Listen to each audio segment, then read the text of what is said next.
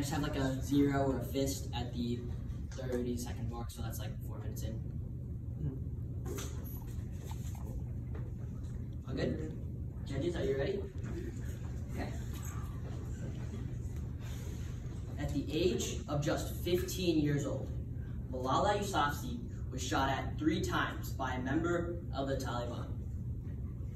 Now, according to biography.com, one of these bullets would hit her in the head. This is the story of Malala. Now, this story, as we know it, this could have ended here. This story, this journey, her hopes, everything she worked for up until this point as advocating for women's rights could have been over. But it wasn't, because she needed to have her peace and she needed to have her freedom. And she wasn't going to stop until she had her freedom of equal rights for all girls around the world. But this isn't the only person that realized this, that they can't have their peace until they have their freedom. Take another figure in history. Take Martin Luther King.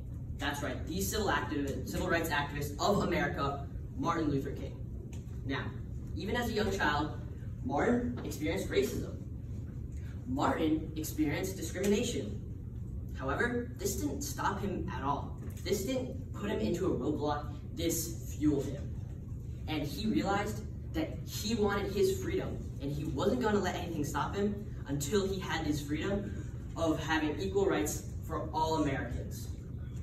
But even through all this, unfortunately, on January 30th, 1956, Martin's house was bombed.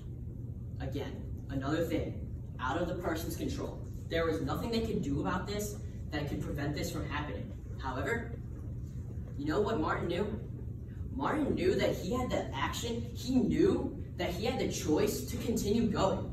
And he knew that that's exactly what he had to do, because he had to be the one to have his freedom. He wasn't going to let anyone else take it from him.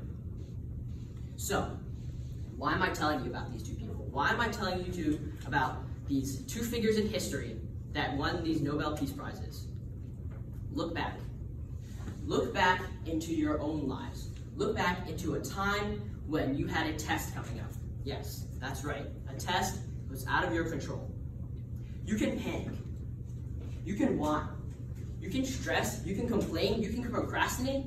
But none of these help you. You need to have your freedom. You need to use your peace to have your freedom. And you know what your peace is? Your peace is your ability to study. A little underwhelming, but you have to do this. That's the only way that you can pass this test.